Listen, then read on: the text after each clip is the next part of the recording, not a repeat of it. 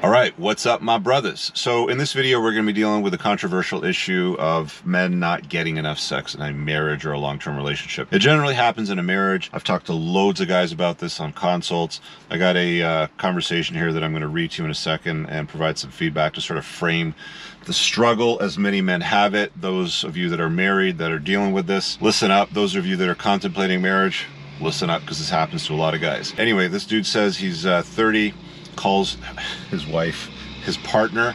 Stop calling your wife your partner, guys. That's silly. Stop using these generic terms. If she's your girlfriend, call her your girlfriend, not your partner. If she's your wife, call her your wife, okay? Anyway, he's been with her for 10 years, since they were 19 and 20 respectively. They've got a young daughter together, a house, etc. The white picket fence, blah, blah, blah. Anyway, he says, my partner, of course, you know, start by calling her your wife again, is the opposite to me in sex drive. She has none, whereas I do. We have sex typically once every 4 to 6 weeks because that's all she wants to do. But even then, she makes a fuss about doing it. I have to ask if we can have sex, and then it's manufactured in a routine where we finish. She's like, are you done now? Can I get on with my day?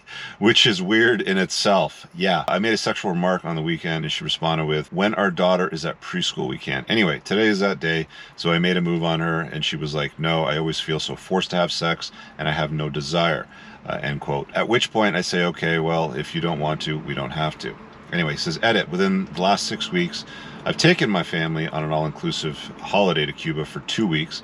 It's been my 30th birthday, and still, no sex. She made a statement about how all I want is sex, which isn't true, because if it was what I'd find in a relationship, we'd have sex more than once every 6 weeks. I walked upstairs after this interaction back to my office to do some work, and I've been thinking about what she said about feeling forced to have sex with me, is what she's saying.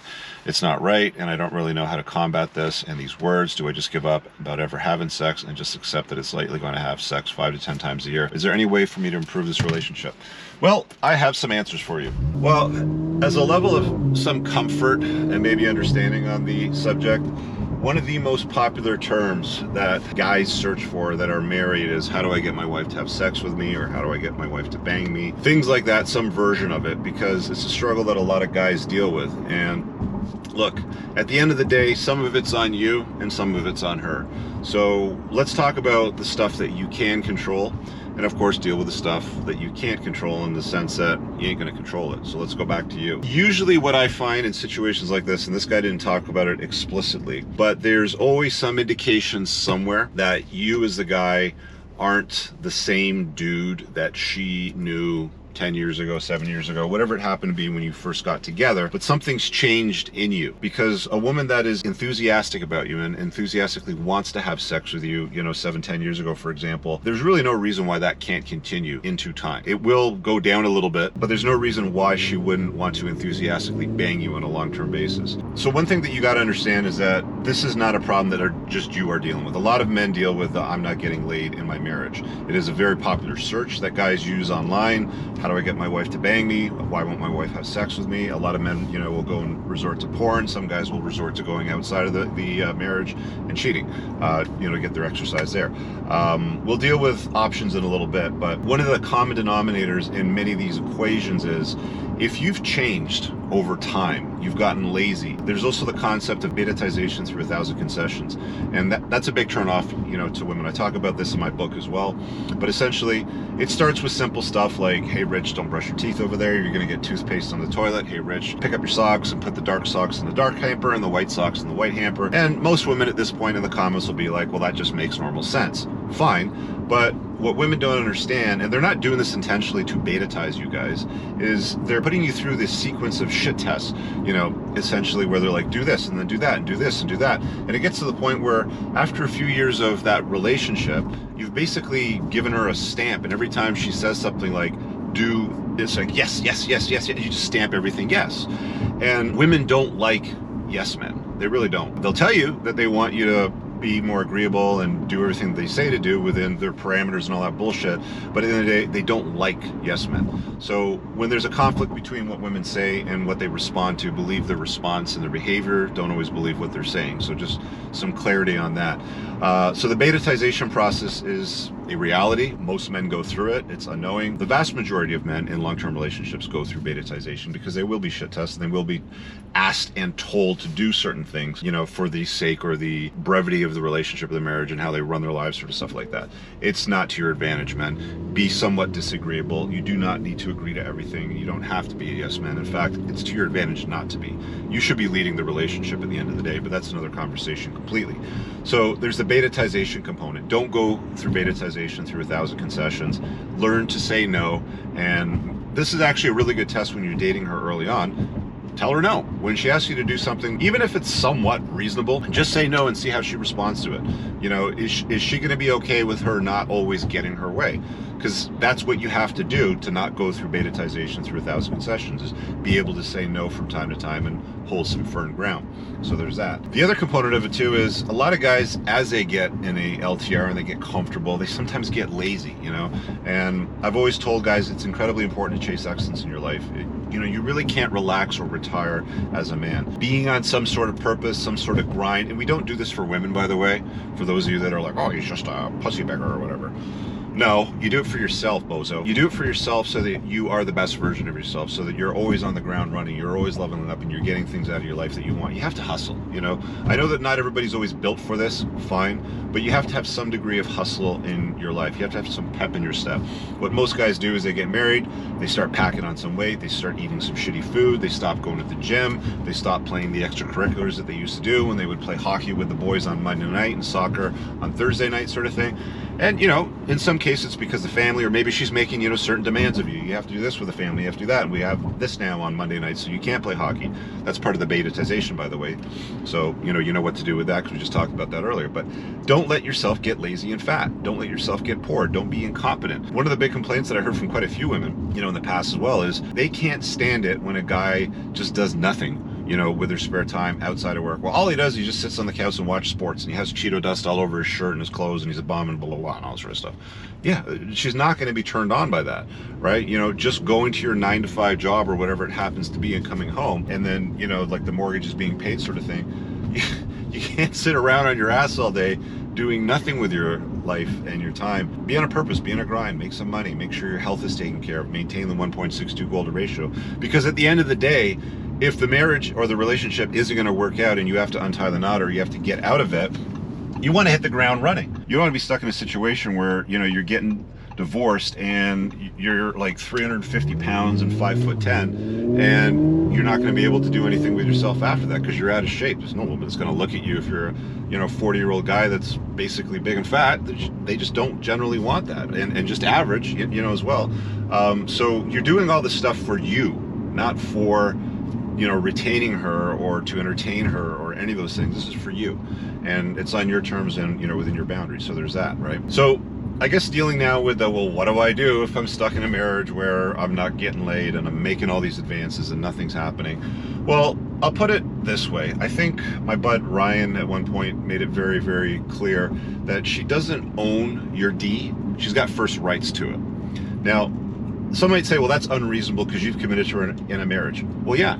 And part of that commitment in a marriage is intimacy. And if she's withholding intimacy from you, well, is that your fault? It might be if you're fat and lazy. It might be if you can't hold down a job. There might be some elements or components of it, you know, that you have to enter in the equation. But also understand, she doesn't own your D, okay? She's got first dibs on it. If she's not exercising those dibs, and you're a top shelf guy, and you're putting the dent in the universe, and you're doing things with your life, okay, well, maybe she's banging somebody else. Maybe she's actually cheating on you, or maybe there's something wrong with her hormonally on a hormonal level and she needs to see an endocrinologist or some kind of a specialist to deal with that. Sometimes women go through very strong hormonal changes after they have children, you know, for example. You can deal with those things separately. But if all those things have been dealt with, you're not fat, you're not lazy, you're chasing excellence, you're on a purpose, you have a grind, you're doing something interesting in your life, you're a handsome guy, you've got some style, you're captivating, you're funny, all that shit that women want you to tick off all the fucking boxes on. If you're doing all that stuff already and she's not responding and you're not getting what you want,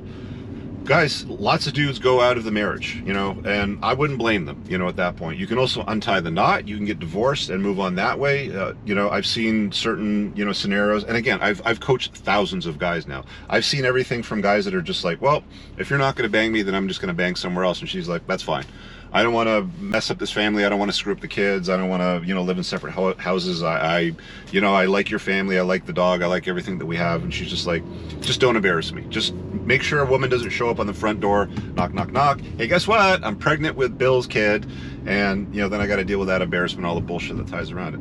Women, generally speaking, when it comes to stuff like this, going outside of the marriage or cheating in the sense, they just don't want to be embarrassed. It's actually pretty common in a lot of places in the world. It's just in North America that it's frowned upon so harshly. But there are, you know, loads and loads of cultures. I mean, if you go all the way around the Mediterranean, having, you know, like the weekend for the wife and the Thursday night or Friday, you know, for the mistress, isn't that uncommon. If you're a successful guy and you've got those options to exercise, you know, the key being is you've got the options to exercise because you're a top shelf guy.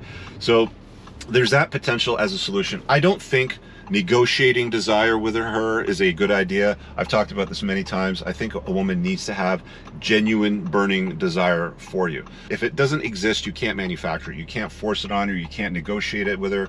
You can't get it by doing chore play. And all chore play means is, well, if I assemble the IKEA furniture and clean up the kids' room and paint, you know, Billy's room and pick up all the dog shit from the backyard, can we have some starfish sex, please?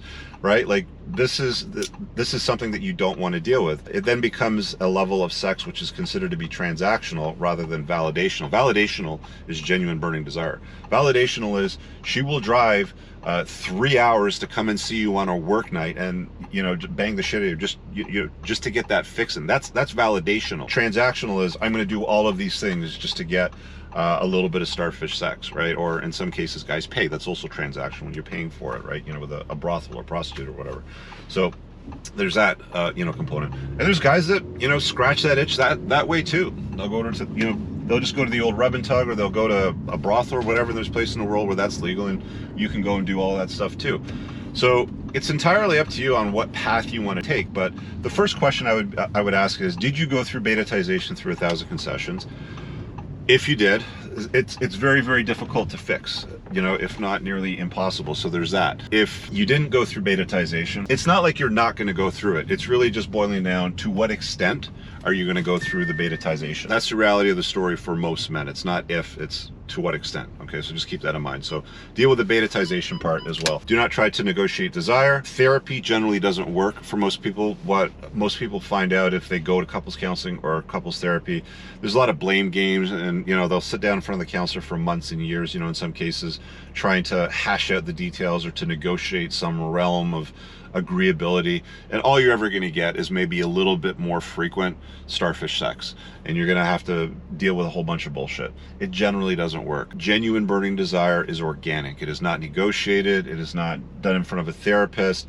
It is, you know, you get out of the shower and she catches a glimpse of you and she knows that you've got a limited amount of time before you got to throw on that suit and go to that meeting where you're going to close that $1 million deal, and she looks at you and she goes, oh yeah, I'd wear that ass as a hat, right? And she just jumps your bones, right? Like, that's what genuine burning desire. It's organic. You don't negotiate it. It's problematic in some cases where it gets in a way where, you know, some guys look at it like, damn, I can't, you know, get her to keep her hands off me, sort of thing, right? Believe it or not, that happens too in long-term relationships a lot of the time as well. If you've got the right game, if you play the game right, if you become the game, if you become the unplugged alpha, you know, as I like to say. Anyway, so there's all of those things to contemplate when it comes to sexless marriages. There's a lot of things that go into that equation, and, you know, some of it is your fault and some of it could be her fault. You know, there could be shit that she needs to deal with. Maybe she's got hormonal changes after having the kids, postpartum depression. Maybe her endocrine system is completely out of whack. If you're in good shape and other women are throwing themselves at you, there's probably something on her end that needs to be dealt with, and, you know, she'll need to take ownership for that. She may or may not want to do it. If she doesn't want to do it, look, guys, we are not permanently bound to somebody for the rest of our life. Some people have some very strong religious convictions, cultural convictions. Divorce is very taboo. Stay in the marriage and get your exercise somewhere else is another way to do it, right? I'm not saying it's right or wrong, but it's a reality of human nature, and that's how a lot of guys do tend to deal with that itch when they want to scratch it. So contemplate that. I would love to hear your comments below on the topic of guys that are in long-term marriages or relationships that aren't having sex, and what your experience and what your solution has been. A lot of guys out there will just say, well, just don't get married and you'll never have to deal with that problem. And that is one solution to the problem, but it's difficult if you want to have a family, which is a totally different sort of conversation. But, yeah, chop it up in the comments below. Let me know what you guys think. Pin in the top comment. There's a bunch of useful links, including my website, my book, my supplements, a whole bunch of other stuff. Check it out. Have an awesome day. Peace. I don't ever slow up, no I don't take shit. I got no love for the fakeness. If you wanna play tough and wanna hate this, I'll always show up.